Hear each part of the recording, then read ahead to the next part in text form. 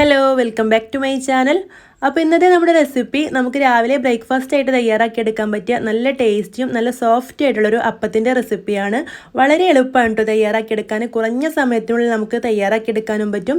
അപ്പോൾ നമ്മൾ അരിപ്പൊടി വെച്ചിട്ടാണ് തയ്യാറാക്കുന്നത്. നമ്മൾ അരി വെച്ചിട്ടൊക്കെ തയ്യാറാക്കുകയാണെങ്കിൽ രാത്രി അരി അരച്ച് മാവൊക്കെ തയ്യാറാക്കി വെക്കണം. പക്ഷേ ഇതിന് അത്രയൊന്നും പണിയില്ല, വളരെ എളുപ്പമാണ്. നമ്മൾ അരിയൊക്കെ വെള്ളത്തിലിടാൻ മറന്നു പോയിട്ടുണ്ടെങ്കിൽ രാവിലെ ഈ ഒരൊറ്റ സൂത്രം ചെയ്താൽ മതി കേട്ടോ. നല്ല അടിപൊളി അപ്പം കിട്ടും. അപ്പോൾ നമുക്ക് റെസിപ്പി കണ്ടു നോക്കാം. അതിനു മുമ്പായിട്ട് ചാനൽ ആദ്യമായിട്ട് കാണുന്ന കൂട്ടുകാരുണ്ടെങ്കിൽ ഒന്ന് സബ്സ്ക്രൈബ് ചെയ്തിട്ട് സപ്പോർട്ട് ചെയ്യണേ. അപ്പോൾ ഇനി നമുക്ക് വീഡിയോയിലേക്ക് കിടക്കാം. ഇതിന് വേണ്ടിയിട്ട് ഞാനിവിടെ ഒരു ബൗൾ എടുത്ത് വെച്ചിട്ടുണ്ട്. അതിലേക്ക് 1 ടേബിൾ സ്പൂൺ അളവിൽ പഞ്ചസാര ചേർത്ത് കൊടുത്തിട്ടുണ്ട്. ഇനി പഞ്ചസാരയുടെ അതേ അളവിൽ വെളിച്ചെണ്ണയാണ് ചേർത്ത് കൊടുക്കുന്നത്. അപ്പോൾ വെളിച്ചെണ്ണ ചേർത്ത് കൊടുക്കണം കേട്ടോ. എന്നിട്ട് ഇത് നല്ലപോലെ ഒന്ന് മിക്സ് ചെയ്തെടുത്തിട്ട് ഒന്ന് മാറ്റി വെക്കാം. ഇനി ഞാനിവിടെ മിക്സിയുടെ ജാർ എടുത്ത് വെച്ചിട്ടുണ്ട്. ഇനി ഇതിലേക്ക് അരിപ്പൊടി ചേർത്ത് കൊടുക്കാം. അപ്പോൾ 1 കപ്പ് അളവിൽ അരിപ്പൊടി വെച്ചിട്ടാണ് ഞാനിന്നിവിടെ അപ്പം തയ്യാറാക്കി കാണിക്കുന്നത്. അപ്പോൾ നിങ്ങൾക്ക് കൂടുതൽ വേണമെങ്കിൽ അതിനനുസരിച്ചിട്ട് അരിപ്പൊടിയുടെ അളവ് കൂട്ടി കൊടുക്കുക. ബാക്കിയുള്ള ഇൻഗ്രീഡിയൻസിൻ്റെ അളവെല്ലാം കൂട്ടി കൊടുക്കണം കേട്ടോ.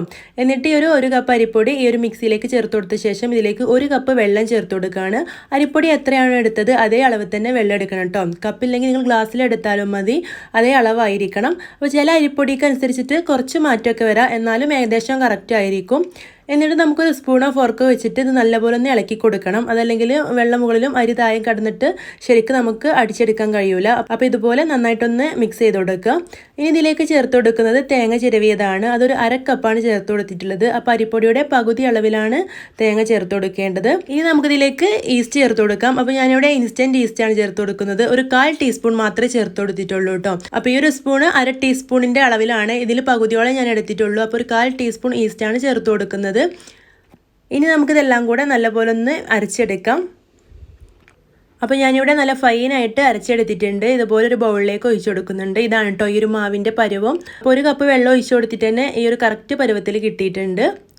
ഇനി നമുക്കിതിലേക്ക് ചേർത്ത് കൊടുക്കേണ്ടത് നമ്മൾ നേരത്തെ വെളിച്ചെണ്ണയിൽ മിക്സ് ചെയ്ത് വെച്ചിട്ടുള്ള പഞ്ചസാരയാണ്. അപ്പോൾ ഈ ഒരു പഞ്ചസാര നന്നായിട്ടൊന്ന് അലിയിപ്പിച്ചെടുക്കണം കേട്ടോ. വെളിച്ചെണ്ണയിലായതുകൊണ്ട് തന്നെ പെട്ടെന്നൊന്നും അലിഞ്ഞ് കിട്ടൂല. അപ്പോൾ കുറച്ച് സമയം ഇങ്ങനെ അലിയിപ്പിച്ചെടുക്കുക. എന്നിട്ട് ഇതിലേക്ക് ചേർത്ത് കൊടുക്കുക. അപ്പോൾ ഇതും കൂടെ ഇതിലേക്ക് ചേർത്ത് കൊടുത്തു കഴിഞ്ഞാൽ നല്ലപോലെ ഒന്ന് മിക്സ് ചെയ്യണം കേട്ടോ. ഇതൊക്കെ എല്ലായിടത്തും എത്തുന്ന രീതിയിൽ നല്ലപോലെ മിക്സ് ചെയ്യണം. അപ്പോൾ നിങ്ങൾ ഇതുപോലെ തയ്യാറാക്കി നോക്കിയിട്ടില്ലെങ്കിൽ ഒരു തവണ ഇതുപോലെ തയ്യാറാക്കി നോക്കണം കേട്ടോ. നല്ല സോഫ്റ്റായിട്ട് പറഞ്ഞറിയിക്കാൻ കഴിയാത്ത അത്രയും നല്ല സോഫ്റ്റായിട്ട് നമുക്ക് അപ്പം കിട്ടും. അപ്പോൾ ഒരു വിസ്ക് ഉപയോഗിച്ചിട്ട് ഞാൻ നന്നായിട്ട് തന്നെ മിക്സ് ചെയ്ത് കൊടുത്തിട്ടുണ്ട്. ഇനി നമുക്കിത് അടച്ചു വെക്കാം. വെറും 30 മിനിറ്റ് കൊണ്ട് തന്നെ നമുക്കിത് റെഡി ആയി കിട്ടും കേട്ടോ. അപ്പോൾ നല്ല തണുപ്പുള്ള ഏരിയ ഒക്കെ ആണെങ്കിൽ കുറച്ചുകൂടെ ടൈം എടുക്കും. അത്യാവശ്യം ചൂടൊക്കെ ഉണ്ടെങ്കിൽ പെട്ടെന്ന് തന്നെ ആയിക്കിട്ടും കേട്ടോ. അപ്പോൾ ഇതിവിടെ റെഡി ആയിട്ടുണ്ട്. ഞാനിവിടെ വെറും 25 മിനിറ്റാണ് വെച്ചിട്ടുണ്ടായിരുന്നുള്ളൂ. അപ്പോഴേക്കും ഇതുപോലെ നുരഞ്ഞ് വന്നിട്ടുണ്ട്.